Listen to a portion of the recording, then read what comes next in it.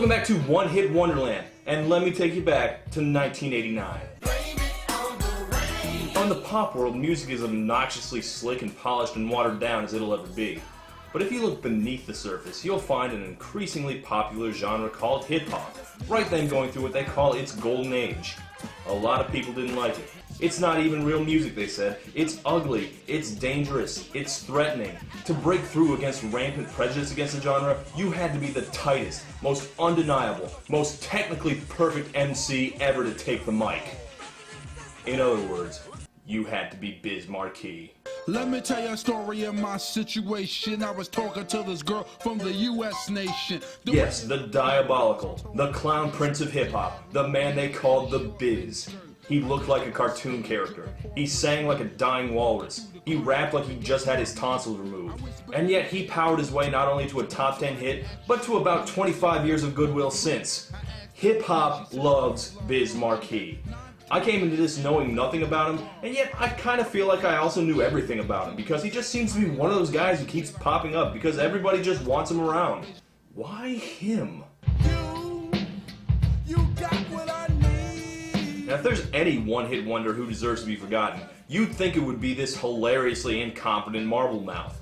Is there anything really more to the guy than just being the late 80s version of William Hung? Well, don't let the looks fool you.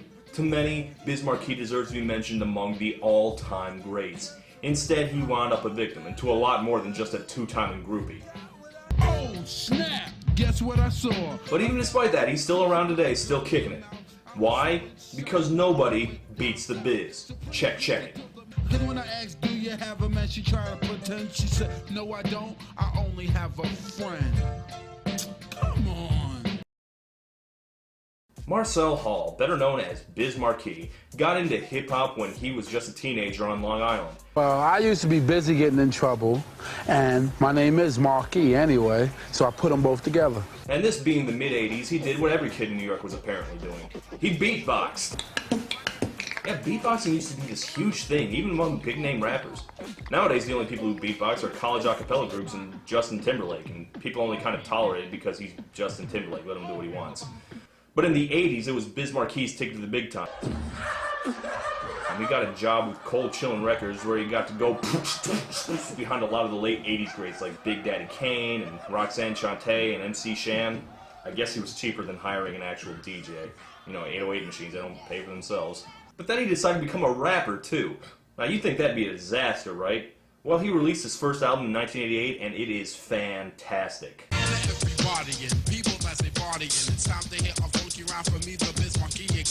Yeah, really, I mean, listen, he kind of sounds like an actual credible rapper, doesn't he? Check out this bizarre rapper style used by me. You will be agreeing. I'm not sure if he'd survive if he tried to break through nowadays, but for an old school rapper, he sounds pretty legit. To be fair, part of that is because his bro, Big Daddy Kane, is co-writing his stuff. Biz was always more of a, freestyler. Big Daddy Kane, he was this lover man dude. He eventually let himself get photographed banging Madonna. He and the Biz have different skill sets, let's say. I'm gonna keep calling him the Biz because that's what he calls himself, but that's kind of throwing me off. It makes me keep thinking of the Wiz. I'm not the only one, right? What's up? We want to see the great Biz. The Biz sees no one. Okay, yeah, I'm not the only one. Good to know. When I was a teenager, I wanted to be down with a lot of MC, DJ, and crews in town. Source crew on Noble Street, I said, can I be down camp? They said no one treated me like a wet food stand. And yeah, his rap style is a little simple. Occasionally it's super simple, like little kids come up with rhymes that flow better. So he's no Rakim, but he is a great personality. There was no one like him, and he had a great producer in Marley Marl. And because of that, I like to play the song that, other than his big hit, is probably the definitive Biz Markie song, Pickin' Boogers. You're like, what? He made a song called Pickin' Boogers? Yeah, sounds disgusting, right? Yeah, don't worry, this is not actually a song about picking your nose. Now you see, Pickin' Boogers is actually late 80s hip-hop slang for, being successful, making money. Nah, I'm just screwing you. It's about picking your nose. When I play, I might not be kosher to you, but it's still something we all have to do. To go up your nose with a finger or two and pull out one or crush the crew. See? Who else are you gonna get that from but Biz Markie? Biz released a second album in 1989, and it's not quite as good as the first one. A lot of that is because he produced it himself instead of having Marley Marl do it, which, you know, Marley Marl's like one of the best, so maybe that wasn't the best idea. And yet it's the album that made him big. Go figure. Your mom's is so poor. She went to McDonald's and put a shake on layaway. That's the right thing. Because your mother's so old, she knew Central Park when it was just a plant. Yeah, I wish I could just hang out with you sometime, Biz. Oh, You got what I need. Forget them girls, man. Wow, what's up? Yo, I got a little story to tell you. You tell. Have you ever met a girl that you tried to date, but a year to make love, she wanted you to wait? No, can't say I have. I asked her her name, she said blah, blah, blah. She had 9, 10 pants and a very big bra. Now, there were joke rap songs before. You had your, you know, Beastie Boys, your Fat Boys, but Just a Friend isn't just silly, it's inept. Forget about that, let's go into the story about a girl named blah, blah, blah that adore me. We've seen that Biz Markie does actually know his way around a mic, but Just a Friend sounds like absolute amateur hour. You got what I need. I can't even imagine what it must have sounded like in 1989. I can only assume people thought they were just watching a fat idiot fail his way into a hit via some combination of pity and amusement. And I say pity because the song is kind of pathetic in a lot of ways. Lyrically, it's about getting cheated on. The way that I met her was on tour at a concert. She had long hair and a short miniskirt. Biz meets a girl, they start talking, they stay in contact, and Biz thinks it's going somewhere, but it turns out she's got this guy on the side, which she is trying to claim is just a friend. I called the room, a guy picked up, and then I called again. I said, yo, who is that? Oh, he's just a friend. So no, it is not about that mythical dystopian wasteland, the friend zone. No, you have to look at Mario's awful, awful reworking from 2002 for that. But you say I'm just a friend. God, I hate you, Mario. Then when I asked, do you have a man? She tried to pretend. She said, no, I don't. I only have a friend. Now, what sense does that make? No, I don't. I only have a friend. Well, there was your first warning right there. I mean, who would say, no, I have a friend in that situation? It's like saying, yeah, don't worry, I'm not secretly planning to abduct you and eat your skin. Red flags, Biz, they're everywhere. Don't give me that. Don't even give me that. Getting cheated on songs aren't rare, and Chris Brown has one right now. These hoes ain't loyal. Lyrically, Just a Friend is basically the same thing. These hoes ain't loyal. But the tone is completely different. Chris Brown is angry and bitter and as douchey as possible, but you can't help but love Biz Markie. I mean, it's just so innocent. I came to a room and opened the door. Oh, snap! Guess what I saw? A fella tongue kissing my girl in the mouth. Oh, snap. They were kissing. So please listen to the message that I sent. Don't ever talk to a girl who says she just has a friend. Let this be a lesson. Men and women can't be friends. Every single guy your girl talks to, she's banging. Come on. I'm not even going for it. It's what I'm going to say. It's a story about being played for a chump. And unlike Fred Durst, he didn't even get the nookie. But you can't help but feel for him. He's just bellowing that he needs her with such gusto, you know? He's holding nothing back. Even the stuff he probably should be holding back. Oh, baby, you. Of course, knowing what I know now, I can tell you it's all on purpose. In fact, I really admire Biz's dedication to doing everything as deliberately wrong as possible. I arrived in front of the dormitory. Yo, could you tell me where is door 3? Biz never had great diction, but he sounds like he's having some kind of severe allergic reaction. Oh, baby, you. On the hook, he's as off-key as possible. He writes lyrics where he has to bend the words like Yoda to make it rhyme. But a year to make love, she wanted you to wait. Always really awkward songwriting, that is. And yet everyone loves it. Maybe it was just because the late 80s were so slick and edgeless. Imagining this, sharing a playlist with Paula Abdul and Roxette makes me laugh and laugh.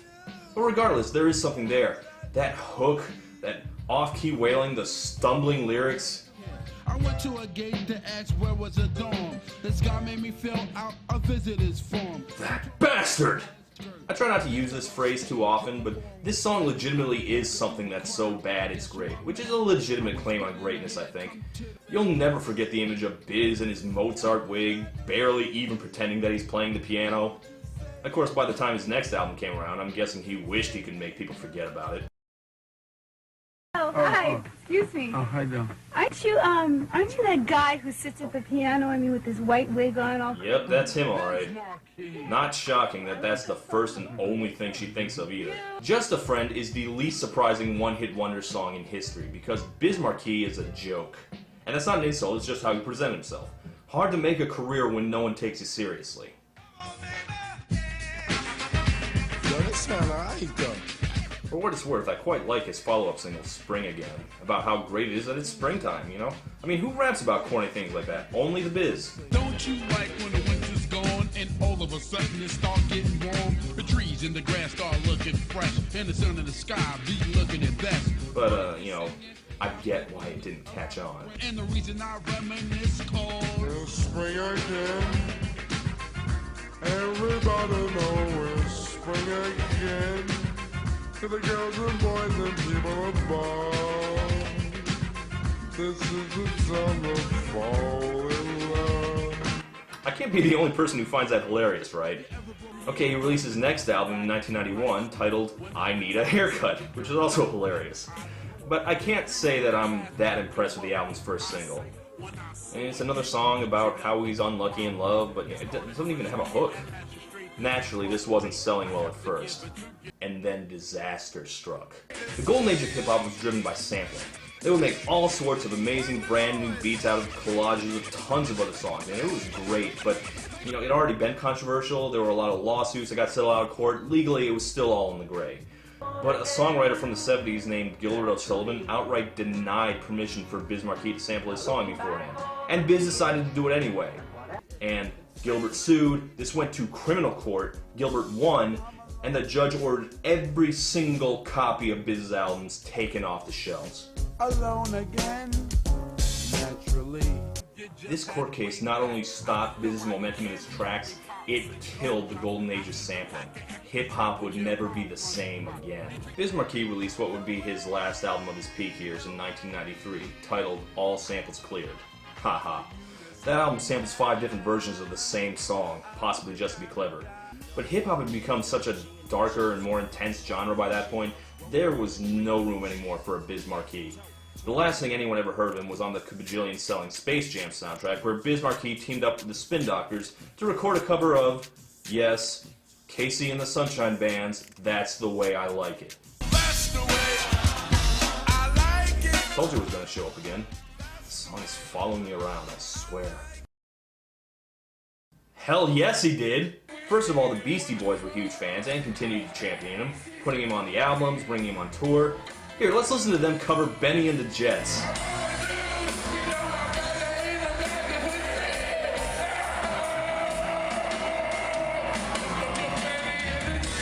Fantastic. And people just seem to want him around. You know, turn on VH1 or E or just any cable station. There's Biz. He just keeps popping up. Look, there he is in Men in Black 2. And right now, he's on Yo Gabba Gabba.